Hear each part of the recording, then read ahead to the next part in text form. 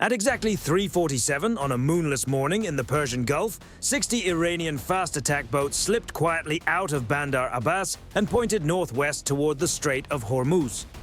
Twin diesel engines pushed their lightweight carbon fiber hulls across the water at nearly 70 knots.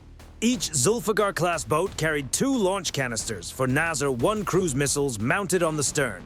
Some also had Dij KM 12.7mm heavy machine guns positioned fore and aft.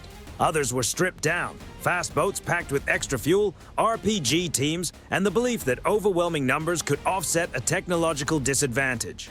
The waters they were entering form one of the most strategically sensitive choke points on the planet. At its narrowest, the Strait of Hormuz is only about 21 miles wide. Massive oil tankers, fishing dhows, cargo ships, and naval patrols all pass through the same tight lanes between the Iranian coastline and the United Arab Emirates. It's also one of the most heavily monitored stretches of ocean anywhere. The commander of the IRGC Navy unit behind the operation had studied American carrier movements through this area for years. His strategy relied on a specific calculation. In theory, an Aegis combat system aboard U.S. destroyers can track hundreds of targets simultaneously. But tracking isn't the same as stopping them. Missiles are limited. Fire control systems can only manage so many engagements at once. And human decision cycles slow when the number of incoming threats rises faster than operators can process them. American naval defenses were designed primarily for advanced aircraft and high-speed missiles. 60 small boats approaching from multiple directions at once looked, to him, like a different kind of challenge, one that might overload the system. But that equation didn't begin when the boats left port. It began the moment he organized the operation. High above the Gulf, a U.S. Navy P-8A Poseidon had been circling since midnight at 25,000 feet. Its AN/APY-10 surface search radar scans the ocean with enough resolution to identify small vessels at distances exceeding 150 miles. The system doesn't just detect objects, it analyzes them. Hull size, wake pattern, speed, and even engine acoustics all feed into a continuously updated picture. Imagine a traffic control center that doesn't just see vehicles on a road, it instantly knows what they are, how fast they're moving, and where they're likely heading next. As soon as the first wakes appeared leaving Bandar Abbas at 3:47, the Poseidon crew had already identified the pattern. 60 contacts were tagged, classified, and labeled in seconds. The information streamed across the encrypted Link 16 network to every ship in the carrier strike group. 4 seconds later, the same contacts appeared inside the combat information centers of the escorting destroyers. 85 miles away in the Gulf of Oman, aboard the USS Abraham Lincoln, the tactical action officer ordered general quarters. The Aegis Baseline 9 combat system began assembling a complete surface picture. The AN/SPY-1D phased array radars aboard 2 Arleigh Burke-class destroyers swept the horizon several times per second. 60 small, fast-moving contacts racing across the water at 70 knots appeared on the display as 60 precise symbols. Each track was monitored, each assigned a response option. Each one carried a constantly updating timer, showing when it would enter engagement range. The Iranian commander had no way of seeing any of this unfold. At 4:11, the first American response launched into the air. 4 MH-60R Seahawk helicopters lifted off from the destroyer USS Chung-hoon while the incoming boats were still 18 miles away.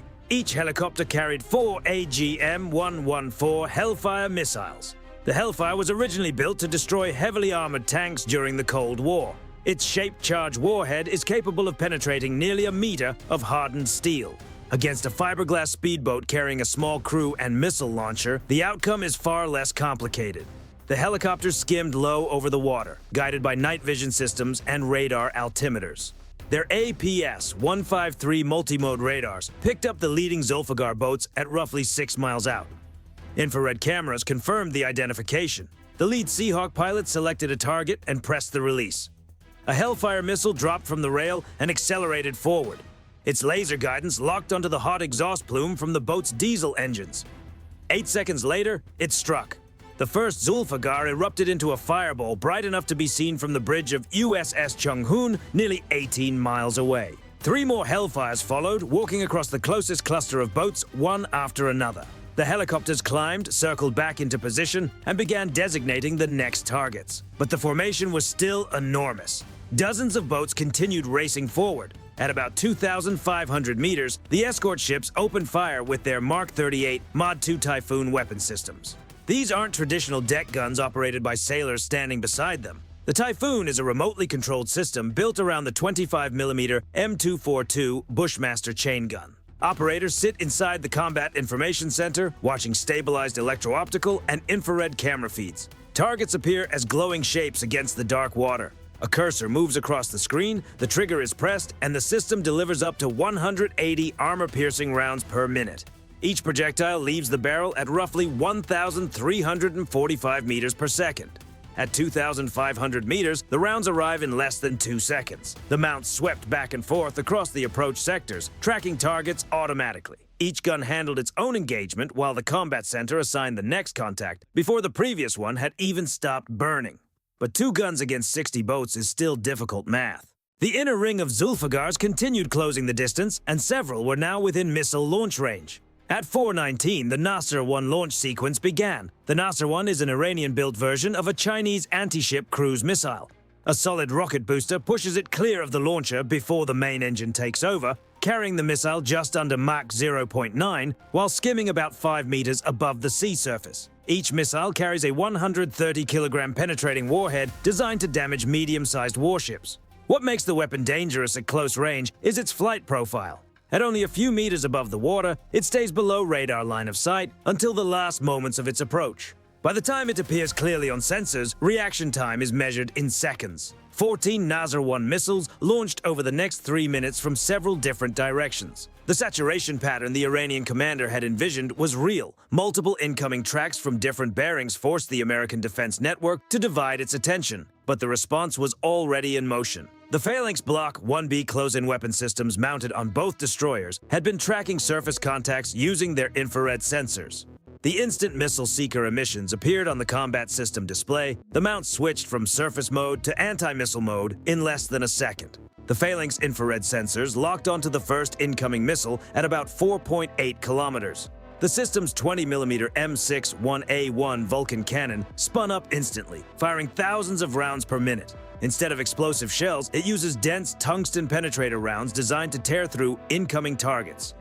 A brief burst, only fractions of a second long, sent dozens of tungsten projectiles into the approaching missile. Its wings tore away at roughly 3 kilometers from the ship.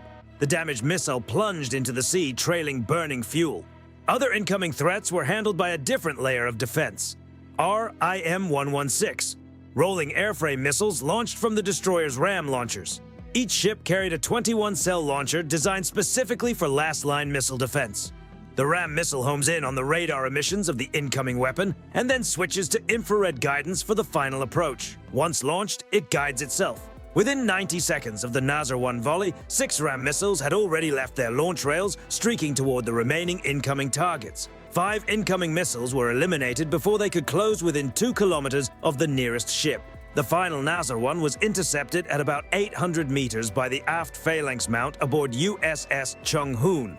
Most of the missile's fragments splashed harmlessly into the water. One small piece of aluminum casing struck the destroyer's stern railing and embedded a few centimeters into a deck fitting. No penetration, no injuries.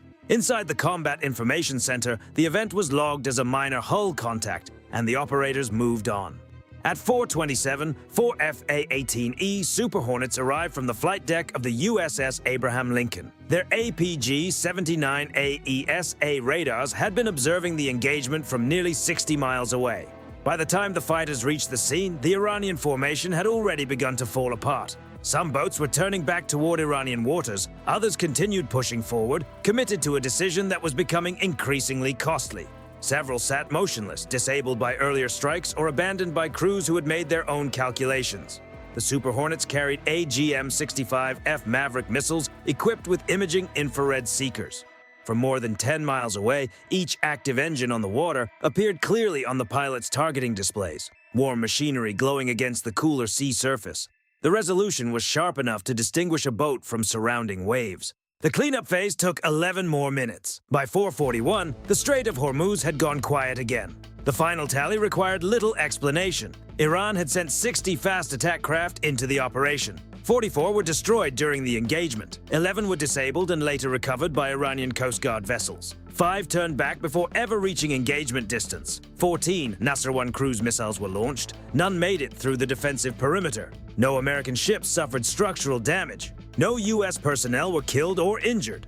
Iranian losses included 44 Zulfiqar-class and similar fast attack boats. At an estimated cost of around $800,000 per vessel, that represents roughly $35 million in lost equipment. 14 Nasser-1 missiles added another $7 million.